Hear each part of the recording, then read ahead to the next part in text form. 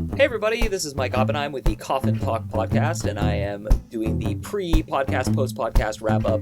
I just interviewed an ex-Mormon. His name is Aaron Butler, and it was awesome.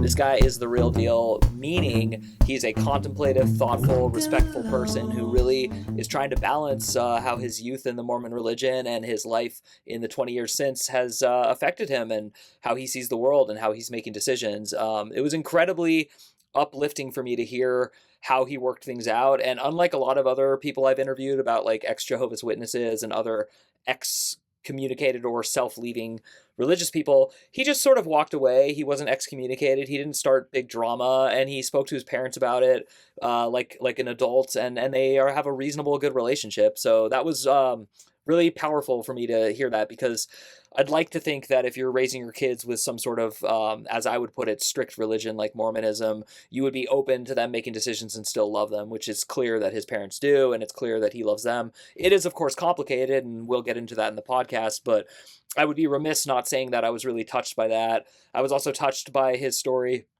about other people in his lives and how they've dealt with it. And, even we talked about AI, and he was talking about helping a 14-year-old after he caught him using ChatGPT to write an essay like an eighth grader. So the kid was smart enough to not try to hand in a college level paper, and he was explaining how, like, to that kid, he just doesn't see that it's not just like a calculator at that point. It's just doing your thinking for you. And so we got into some of those kind of topics and other things related, because he's a network engineer. He's a father of a new 3-month-old. Like I said, he broke away from the Mormon religion, but there's so much more to him, and the way he articulates his sense of development and how he feels about his self-esteem and how the religion affected him. It was just really deep and really helpful for me. As I collect more and more of these stories, I just become a more wide open, heartfelt human, because I can't help it. I meet so many of you, and you're all so different, and yet we're all so similar. We're sitting here trying to make meaning of life, or figure out a meaning, or maybe disavow ourselves from a meaning that someone told us was there. And I love, at the end, I'm not going to ruin it, but he talks about what he thinks the air quotes around this one meaning of life is. And so, yeah, I'm excited for you to hear this interview. I'm excited to release it. And as I say in the beginning, we just met like 5-6 days ago, and someone canceled on me this week, which I talk about in a podcast that came out earlier on the premium one. And so, yeah, it was really helpful for him to come in and do this in a pinch, and it ended up just making my whole day. I wasn't having a great day. I'm not having a great day. I'm not having a great week. It's nothing that you or anyone could help me with, but, we just kind of have these periods where maybe things don't feel as good as we want them to, and we're trying to figure out what we can do to feel good, because I think that's a huge part of life, is that onus, that burden is on you. It's not really someone else's job to help you be happy. Friendship, love, support, those are things that help people keeping up, keeping along, moving along, but they don't actually solve the ultimate dilemma, which is what makes you happy. How can you ascertain what that is? And then how can you make sure that you're motivating yourself to achieve the thing that makes you happy? And I'm not talking about like money or some sort of like carrot you dangle in front of your face. I mean, literally, when you wake up and your emotions aren't where you want them to be, how do you handle that? What is your resilience? What are your techniques? So this podcast made me think of all that. This week made me think of all that. And I continue to love making this podcast. So I hope you enjoy this episode, number 243, with the great Aaron Butler, an ex-Mormon. Enjoy. Hi, everybody, and welcome back to Coffin Talk, Interviews with the Living, a weekly podcast that explores how our views on death affect the way we live our life. This week, this is a first time this has ever happened. Our guest is someone who I met 5 days ago, last Saturday. We're recording on a Friday. Maybe that's 6. I'm great at math. Can you tell?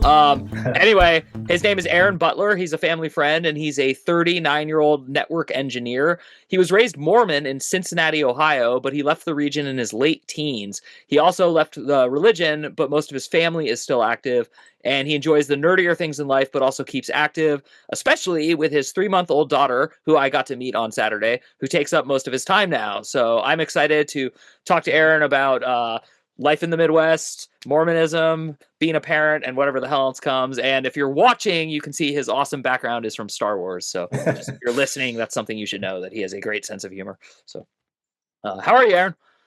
I'm doing good. Life's definitely been a challenge. A 3-month-old just takes up all my time, lots of sleep loss. So you've got a couple kids, you know the drill. Yeah. And what's funny is you don't look like it, but like, I can feel it. Oh, I definitely feel it every Yeah. day. I Yeah. had to kind of mentally prepare myself for everything going on. So No, it all makes sense to me. Yeah. And you already said how old you are, but we also ask our guests. Well, you also said where you grew up, Cincinnati, Ohio. So the only question left to ask is, do you consider yourself a member of any generation? I'm kind of in that tweener phase of the millennial phase, but I don't know. I wouldn't consider myself a boomer of sorts, but I do feel like I fit in more with that than the younger generation at this point. So all the new lingo that I'm sure our parents did the same thing. They hated our lingo growing up. It's just that generational change. But I don't know. I hate to call myself a millennial. I'm kind of right on that cusp of where millennials started. Yeah, yeah. So I'm fortunately grouped in there, but I don't really identify with them at this point. Yeah, and I mean I say this a lot, but that's part of the point of the question is I'm kind of trying to dispel this myth that like cultural, like basically the advertising agency can box us in. I actually just recently found out that the term teenager was invented by the same powers that be, and it was to market Elvis Presley and the Beatles and the Rolling Stones. They wanted to make this group feel special so they could market to them. I mean that might be somewhat apocryphal, but it makes sense to me the older I get. So.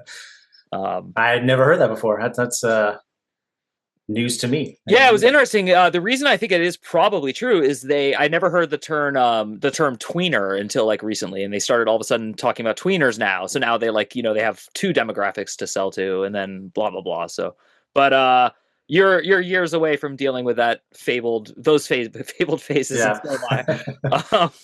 And yeah, let's jump into Mormonism because we do tend to talk about the meaning of life and what you think happens when you die. So I'm actually going to start with that pivotal question, which is what do you think happens when you die? But I would like you to tell us, what do Mormons think happens when you die, and do you disagree now, and what is your opinion? So full disclosure, I have not practiced in more than half my life at this point. So I've been out of it for quite a while. So there's going to be certain things that I just don't remember quite accurately. But totally makes sense. Ultimately, in the Mormon religion, when you die, provided you've lived a wholesome life, you are set to go to one of three, and I guess potentially four if you're a bad person. You go to the celestial, telestial, and terrestrial kingdoms. I think celestial is the top, telestial or telestial and terrestrial. I can't remember which. They're the lesser of the two. Oh, you want to end up with the celestial king. That's the creme de la creme. But I believed it growing up, and I kind of towards my really my teenage years in general, I kind of felt like something's just not really right. I don't know what is right, but this just doesn't feel right for me. Like something's not adding up right. I didn't know what it was. And it wasn't until I moved out. I moved out when I was 19 years old. My parents at the time kind of didn't really know where I was at. And so they were kind of like, well, you should be going on your mission now. You shouldn't be moving out. You should be saving your money. I'm like, I'm going to go move out, and kind of left in like an awkward, phase. I love my parents. They're great people. They still are practicing. Most of my family is practicing still at this point. So I'm kind of that black sheep, but I don't feel unaccepted, but there's just kind of that awkwardness between us. But from my late teenage years to kind of my early 30s, it's not that I didn't disbelieve anything. I kind of didn't really think about it at all. Like it just wasn't anything that I really thought about. I wouldn't call myself a believer or non-believer. I just was kind of an absentee from the mindset. I didn't really think about it at all. And it wasn't until my early 30s that I kind of started listening to a lot of what I would consider great thinkers of the world, like Richard Dawkins, Christopher Hitchens, Lawrence Krauss, Neil deGrasse Tyson. Like I started to have a really scientific mindset to a lot of these things. I'm like, this is kind of what I needed back then. I didn't have it back then, but that's kind of what I needed to hear. I am a very logistical person, and religion just doesn't add up for me at all. And I mean, at this point, what I believe happens after we die, I kind of think it's pretty obvious to me that there's really nothing. We kind of decompose in the ground, and that's about it. And I don't know.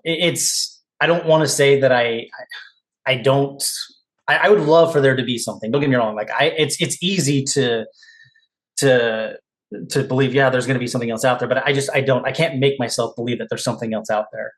knowing what I know and doing the research and listening to other people's thoughts on it, it's very difficult for me to believe that there's anything else beyond this life. And that really sucks. My eldest sister passed away about 2011, so about 14 years or so ago. And it's sad for me to think that I'm just never going to see her again. But I kind of feel like that makes us, or at least for me anyway, it gives us a mindset of, right, I'm going to cherish the time that I have here even more because this is the only time that I have, and that's it. So that's kind of my general belief in a nutshell. I mean, that's incredible, and I'm very sorry that you lost your sister. Thank you. That sucks. It's weird. Like when I was younger, I would have like felt sorry, but the older I get, the more I like really feel the sorrow of losing someone. So I just want to throw that out there that it like it's a heaviness, and I have at least 5 questions from what you just said, so we'll kind of see where they each go. I think the first question I want to ask is just kind of like a rumor check, a stereotype check. My understanding of Mormonism is limited to the 5 kids who went to my high school that I sort of knew. One of them better than others. So like when we talk about the 3, okay, like the one celestial great place, and then the other 2, and then this 4th one, I'm presuming is like a similar hell. Yeah. Like what? Like, and this is where it's a stereotype. Drinking caffeine, is that like a go to hell thing, or is that like a don't go to the celestial thing? So it's funny that you asked that specifically because we never had it as kids. Like that just wasn't a thing. I mean, in hindsight, I think that's actually a good thing. I don't think kids really need that. Yeah, for real. So I don't disagree with that one actually. And I think if you actually really take a step back and look at the things that they preach, like the lifestyle changes, I don't think they're bad things. Yeah. Like we shouldn't drink alcohol. That's really not good for us. We shouldn't, consume your smoke or anything like that. That's a good thing. I don't think we need religion to tell us that, but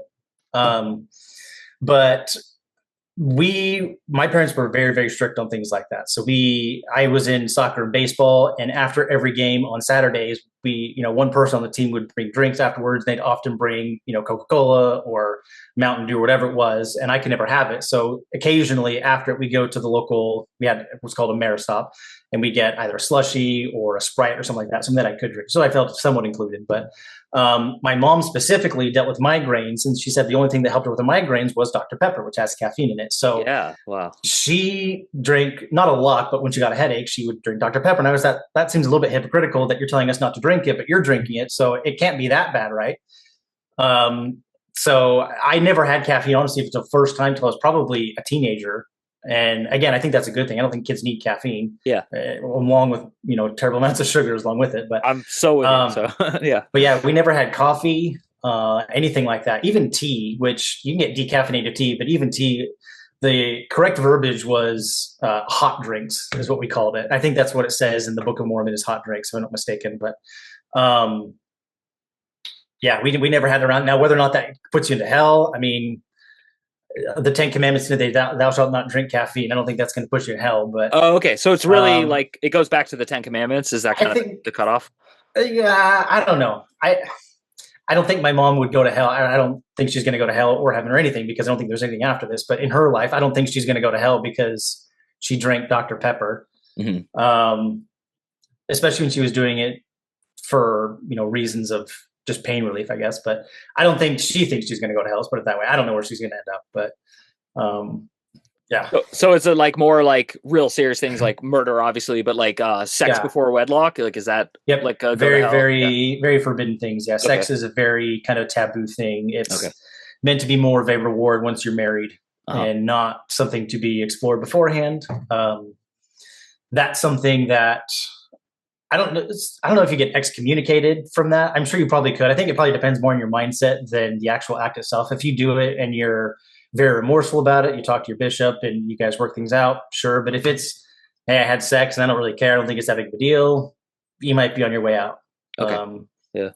But I never knew anybody personally that did anything like that. A lot of my friends growing up were pretty far away, so I didn't really get to see them very often unless I was in church. And it's not like, hey, my young teenager friends were having sex, and telling me about it. But so just to clarify for me, because I've been to Cincinnati a lot. I went to college in Pittsburgh, Pennsylvania. So nice. The first time I ever went to Cincinnati, I saw my favorite band at a show, and I was coming down off drugs, and it was one of the greatest experiences of my life. And I'll never forget to this day, I hadn't slept in like 32 hours. And I know that's like the most anti-Mormon story ever, but I'm just giving you context for my first time there. I've been back many times since. I don't like Skyline chili. I will just throw that out. I can't eat it now. I've since gone vegetarian, but oh man, I didn't even like Skyline chili until I moved away. And my dad brought it home once, like, oh, my family's gonna love it, and I wouldn't even try it. I was like, this is gross. And we moved away to Arizona when I was a late teenager. Oh, okay. And he brought a can home, like, whatever, I'll try it. And I was like, wow, this is what I was missing out on the whole time, and have since grown to love it. I haven't had it in years, but that's funny. You're making me, yeah. Now you're making me like question it, because I was young, and I was also like, I was never a hipster, but I was contrarian. You know what I mean? Like, definitely like, oh, this is the big thing in the city. Okay, back to the relevant things about this podcast, but I do like getting to know you and all that. Yeah. So did you? Well, it's interesting that you moved to Arizona, because you came here when you were in high school. Here, because that's where we are. Yeah. So my dad lost his. Well, no, he. All my mom's family lived out in Arizona. So my dad got an exception from his job to do a work from home model and moved to Arizona to be closer to her family. And then he got laid off shortly after that. And then we moved up to Utah. So I was Ohio to Arizona to Utah for 7 or so years, and then moved back down to Arizona back in 2011, and have been back here since. But and you came without your family, though, correct? Like, yes, they're still up in Utah. I'm the one that's down here. Yep. Okay. And so, okay, now this is like a general question, but going back to the Cincinnati, Arizona move, were all of your friends in the church, and you had no like non-Mormon friends, or did you as a child have non-Mormon friends, like real friends? Hey everyone, if you're a fan of the show, please head over to mikeyop.com and click the subscribe button. It's the best way to support us, and it's free. That's MIKEYOPP.com. Thanks. I did have a lot of non-Mormon friends. A lot of my neighbor friends were all not members. Okay.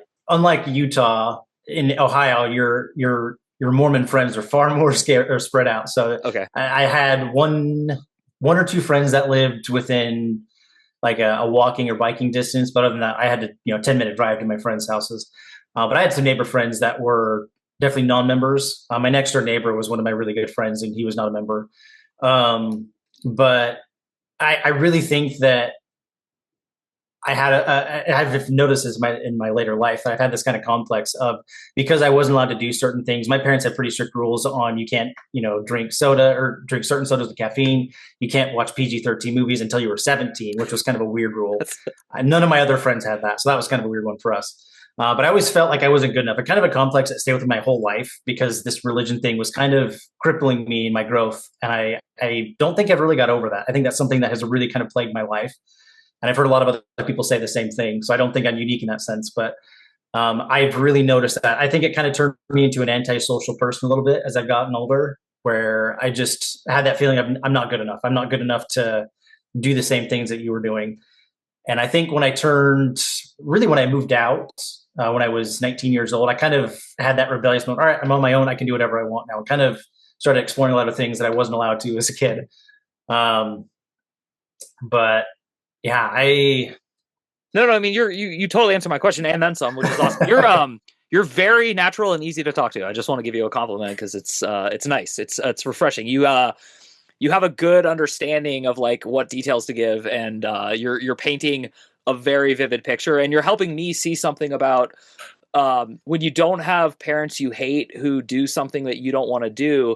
I'm thinking that must actually be harder than when your like parents are super hard on you. It'd be easy to hate them. Yeah, it would be much easier to hate them, and I don't. Like, for all intents and purposes, they were great parents. Like, I had a lot of rules, but I was. We went on vacations occasionally. Every summer, we'd usually do some kind of vacation. They came to every one of my soccer and baseball games, which was really important to me. Yeah. Not to mention taking me to practices. And there were 6 kids in my family. There was a lot of kids running around. To have time for me specifically really meant a lot to me. That is a stereotype. Yeah. So I fully, we have a big Mormon family. But yeah, I really can't complain. I had things that I wanted, things that I needed. I have no reason to complain, except for the fact that religion is one thing that really kind of messed me up, if I'm being honest. Yeah. No. I've had a long talk with him recently, and so there's a lot of ambiguity for a lot of years there, and I kind of cleaned it up ever since my daughter was born. I'm like, all right, my daughter's born. this is how it's going to be. This is who I am. It's not going to be this way. And I had to have a very, very stern talking with them about who I am and what I believe in and what I don't want to believe in and what I want no part of her life to be. It was difficult. It was a very awkward, odd conversation to have. They were very respectful and open to it. Cool. I knew they would be, but in my head, I would, to your point, I kind of wanted them to hate me for doing that. It'd be a lot easier to just be mad at it, Yeah, but it wasn't. I'm like, you're being way too reasonable here to like, give me some friction here, but there just wasn't any. Yeah. But yeah, even my shirt today, I wore my shirt specifically. Too dumb for science? ? Give religion a try. Yeah. Wow. Yeah. So I have to be careful wearing the shirt out and about because people don't like it. But yeah, Phoenix is such a good testing ground for a shirt like that, actually, because it is a weird like conflux of. I mean, I've definitely met more Mormons in the Phoenix area than ever anywhere else in my life. And outside of Utah, I think Arizona is definitely the next mecca for Mormons. There's a lot of Mormon churches all around. You walk 10 minutes in any direction, you'll find a church. So, and so when you go back, are you even allowed to go to church service with your parents, or are you like? Because I know you're not excommunicated, but do you have to be a active member of the church to go, or do your parents bring you along if you're like there for a weekend? It's been a while since that's even happened. So, okay. The last time that I actually went to church or inside of a church has oddly enough been at several funerals, which doesn't really count as a church service. Yeah. There's been funeral services and viewing services there, but if I went, I could certainly go. It's not like they'd keep me out or anything like that. They'd welcome me with open arms. Okay, cool. For some reason, missionaries know where I live. I've lived in literally 10 different houses since I've ever gone to church. And somehow they keep looking for me at any address that I end up at, which is creepy. I have no idea how they keep finding me. I know that my parents are giving it. I've asked them. They said, no, we're not giving it. So somehow they're tracking where I move, which is creepy on a whole other level. Like I've not been nice to them when they showed up to my house. So I mean, they're not tracking into it either. They're asking for me specifically when they show up. So I know that they're keeping track of it, which is just weird. I'm not cool with that. Well, it's like again, this is maybe apocryphal, but I heard that when any human dies, they keep extensive birth and death records, and I think it's called the tabernacle or something, and then they do a prayer for you, even if you weren't Mormon. I don't know. Have you ever heard that, or is that? Yeah, I've not heard that. The creepiest, well, not creepiest. I mean, there's a lot of creepy things, but the one thing that I didn't realize, because growing up, it was just natural. This is what you did. And as I got into being an adult, I look back wow, that's awful, is the baptisms for the dead thing. So after you as a youth can go to the temple and you can do what are called baptisms for the dead, which they have had names given to them or they found for people that have died that never received the gospel. And you essentially baptize them after they've passed, which is... That's what I was thinking of. Unbelievably awful. Yeah. Maybe they didn't want it. Yeah. Maybe they had it right and I'm baptizing them into the wrong religion at this point. I think they're all wrong, but... Yeah. That's what I was thinking of. Thank you. I've never... Since I realized what that was, I've just always thought this is the most awful thing. There's a lot of Jewish people that died in the Holocaust that have been baptized in the Mormon church. That's just, don't do that. Leave them alone. If you want to go after other people, fine, but leave them alone. They've kind of suffered enough. Let's have them, give them a break for once. But I didn't realize that it was so awful as a kid, and I've gotten to be an adult. This is just the worst thing ever. This is so bad. And it was just this normalized thing. It just wasn't a big deal growing up, but I was just brainwashed into it. I had no idea. This is very related to me, and I'll give context to you. My wife was raised Jewish by Jewish parents who turned into Orthodox Jews, in her childhood. And she never became Orthodox Jewish. She is Jewish. And so same with most of her family. But at any rate, we live very close to her mom, who's literally a near and dear friend. I love her mom. I see her on a weekly basis. And she's Orthodox Jew, which is frustrating because it has to do with not using a phone once a week. It's not frustrating because of her opinions. It's frustrating because the actual logistics of being friends with someone who shuts off electronics and still wants to babysit my kid. So that's what I'm getting at is, have you ever anticipated, and do you have any opinion right now, because your daughter's so young that it's still up to the imagination, if she were to hang out with your mom, her grandma and grandpa and really like the Mormon religion and then ask you, can I start going? Would you let her, or would you forbid it? Or do you not want to think about that? I'm never going to take away my kids' choices. If they want to do something like that, I'm certainly not going to take them away. I will give them my opinion and why I think that it's wrong, and hopefully I can be an influence, but I'm certainly not going to disown or anything like that. Like if they decide this is what's going to make them happy, by all means, I'm really going to do my best to prevent that. But I'm certainly not going to kick them out of the house or say you can't do this. I'm hoping that I can. I do intend to be a very present parent. You already are. Just I already am. Yeah. So I actually unfortunately lost my job a couple of weeks before she was born, and fortunately had a little bit in savings that I've been able to live off of. But I've been staying home for the last 4 months almost, just kind of being stay-at-home parent right now, taking care of her because I know that this is going to be my only kid that I have. I don't want to miss it. So I'm kind of like, all right, I'm going to be here. I'm going to do this. I've got to take some time off, eat some of my savings. Fine. I want to be here. So during that time, I really want to be a very core part of her life and let her know that I can be somebody that she can trust and she can talk to and she can ask questions to. I don't want to be that person that just goes to work, comes home, I'm tired, let me watch TV, go to bed, do it all over again. I don't want to be that person. So I'm trying to cultivate that right now to where she can always come to me if she has questions. And if she asks the right questions, and hopefully she does, I can kind of educate her in the way that I think the correct way of thinking. If nothing else, just being able to get her to critically think. All right, a lot of things in religion just don't add up. I want her to of her own volition, come to that through her own critical thinking. That's kind of my goal. Can I ask you this so off topic and yet on topic to me? I'm a huge fan of comedy, all comedy. I actually like to watch comedy that like bristles me and makes me upset because I think that should tell me something about myself, my open-mindedness or the lack thereof. One of the most bizarre and life-changing and funny things I've ever seen in my life is the South Park episode about Mormonism. This is the greatest episode thing in all of TV. I just wanted to ask you. That and the World of Warcraft episode. South Park is genius. Like it's great, but that episode specifically, even to this day, my girlfriend Amanda and I will constantly do the dum dum dum dum dum song once we see things like that come around.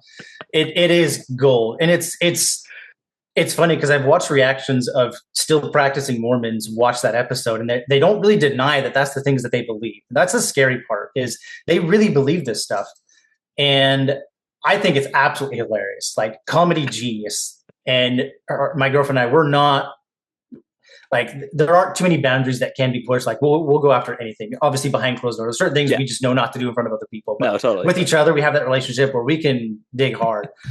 And I absolutely love it. I'm going to go watch that tonight because it's just so funny.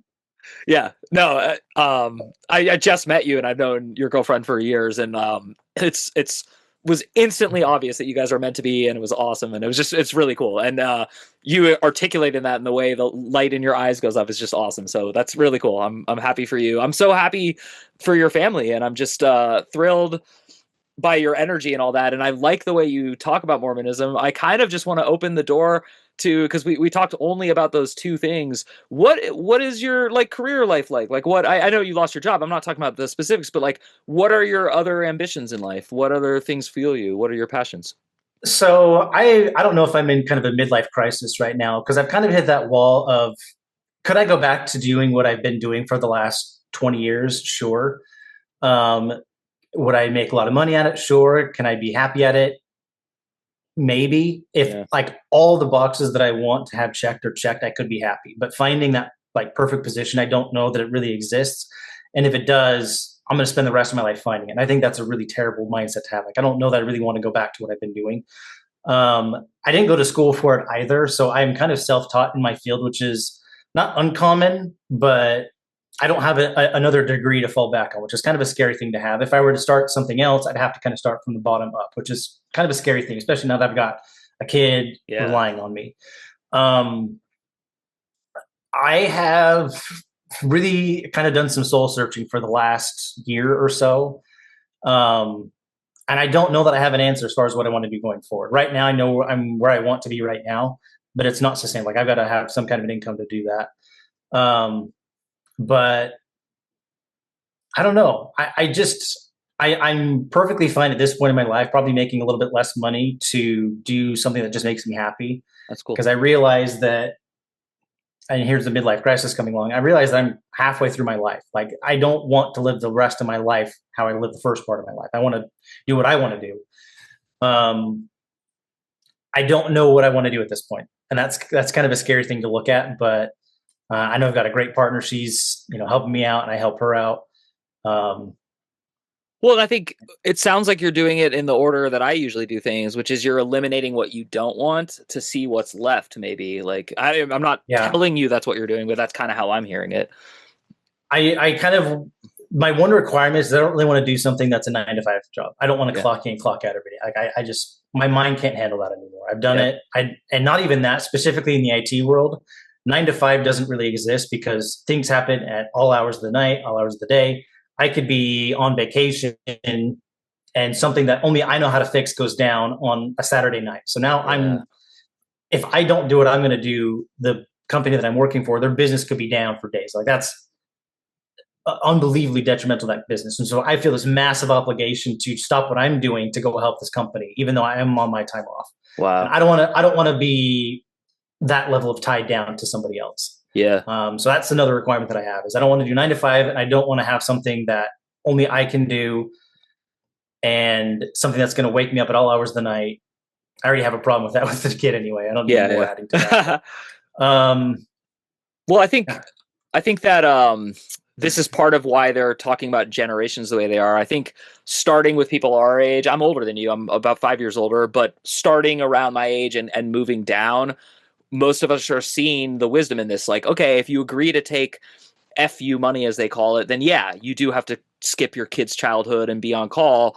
But maybe there's like a better balance for like almost everyone to find, which is like, the business matters, but so does your personal life. And, so I hope you achieve that. I am interested, since you are into tech and yourself, especially because you're self-taught, that's more impressive to me. Do you have any strong feelings or actual like logical reasons for hating or loving AI and this whole movement towards it? So I think in the proper context, it's a wonderful thing. I think in most contexts, it's a really bad thing. And I think it's something that we really should be scared of, especially from a career standpoint for most people. Most people that are going to school right now are going into fields that aren't going to exist in 5 years because of AI. And so I really feel like there's this really rough transition period that we're all going to head into. I think it's already happening. But I do think in the next few years that the world is going to drastically change. The only jobs that are going to be available are going to be manual labor jobs and things that can't be done by a computer. I can, for my field specifically, I do network engineering. I have to physically set up the equipment and then I have to program the equipment and troubleshoot anything that goes wrong with it. It'd be difficult for AI, at least in my lifetime, or I want to say that, but who knows what's going to happen. I think in the foreseeable future, it's going to be very difficult for AI or some robot to come in and physically install my equipment. That's something that you do need at this point, human hands to complete.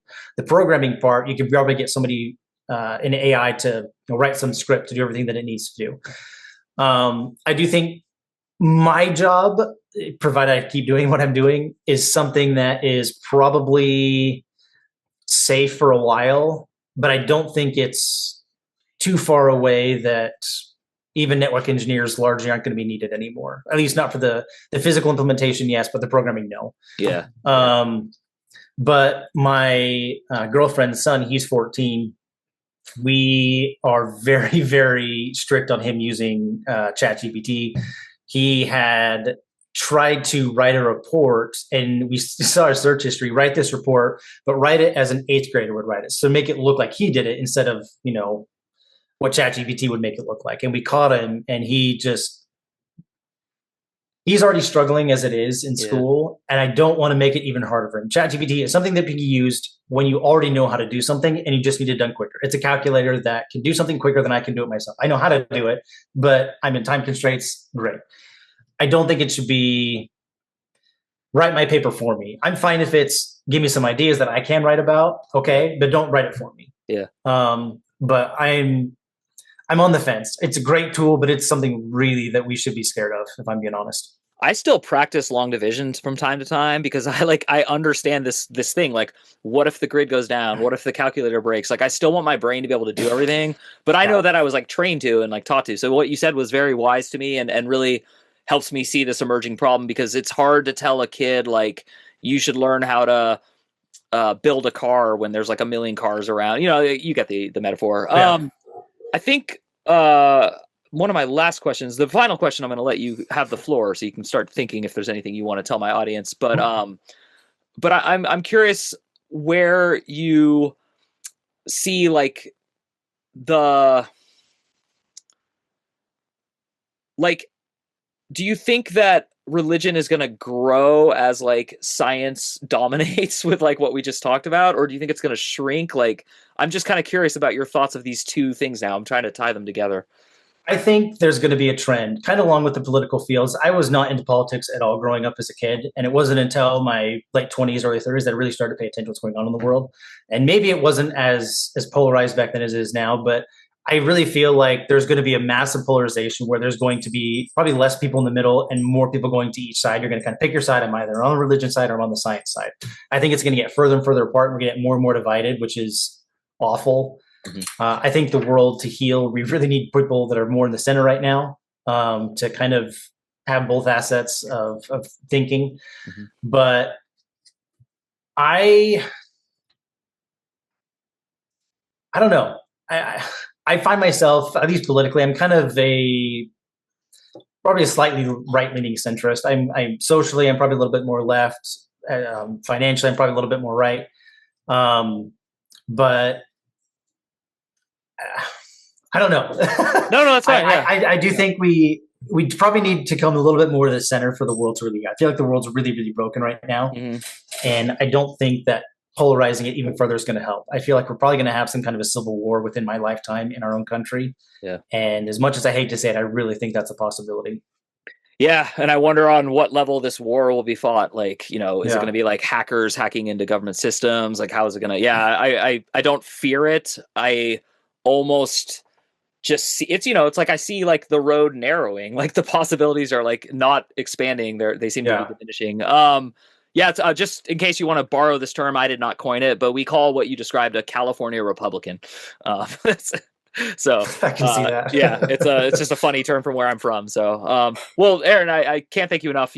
You're just amazing, and you're awesome, and I like your opinions, and I respect the hell out of you. And I know that you have a little one, and you got to get back to her and all that. But if you don't mind, is there any message you want to give my audience? You can tell them whatever you want. Yeah, sure. So I think, I mean, going with the theme of the podcast, Coffin Talk, I think it's kind of important to talk about life as well. And I've often been asked the question, what is the meaning of life? And I think most people do. They often wonder what that is. I think as a human species, really any species, it's kind of arrogant to think that there is a meaning of life. I honestly think the meaning of life is unique to everybody. That is the meaning of life, is that it's unique to everybody and that you can make it whatever you want it to be. For me, it's kind of, and unfortunately learning this a little bit later in my life, that I just kind of want to be happy. That whatever that means to everybody else is going to be unique to them. But I'm trying to make changes in my life that are just going to make me happy, and that's my meaning of life. I don't think it's to, you know, make as much money or any of that stuff. Like none of that stuff really matters. And I think everybody really knows that. You can't take anything with you after you die. But I do think it is arrogant to think that there is a meaning of life, especially one that encapsulates everybody. So quoting a famous influencer, be good people. I know Amanda was going to be excited about that one, but,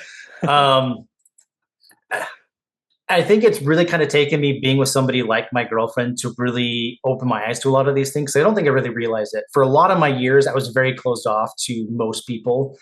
I sat in my room, played games, went to work, rinse and repeat for years. And it was kind of this really dark time in my life. And it wasn't until I was with her that I kind of realized, hey, there's more out there. She's the kind of person that will always stop to give a homeless person money or cry if there's a dead animal on the side of the road. Like she's really kind of there's other things out there. Like I've realized that I was really self-centered person for a lot of years. And she's kind of really brought that out of me. And it's kind of eye-opening to realize how awful of a person you used to be when you look back and see all these awful things. Not that I killed anybody or stole or anything like that. It wasn't anything bad, but I just realized that I was not a good person. And what brings me joy in life now is being with my family and taking care of her and helping the people that I can see that need help. And that's kind of my meaning in life right now. And that might evolve, but for right now, that's kind of what it is. And that's hopefully incredible. That when I turn into the dust, that I will be remembered as a good person. That's all I can really hope for. That's awesome. I completely agree, and it did take me a long time to figure out the same thing. And it's just like, it's so much easier to let go of your anger and replace it with an attempt to be happy. And as cliche as it sounds, you nailed it. I agree with you. And I would be remiss not mentioning this because you mentioned Amanda a few times. She was guest number 8 on the podcast. So if you go to our website and look up Amanda Webster episode 8, you can hear her talk. And it's funny because that's from years ago, but she was essentially on the cusp of changing and becoming exactly what you described, which is a very positive mental health expert. So thank you, Aaron, so much for coming on the show. Thank you to everyone, as always, who listens or watches. And the best way to support the show is to head over to mikeyop.com. That's MIKEYOPP.com and sign up for the free letter that I send out.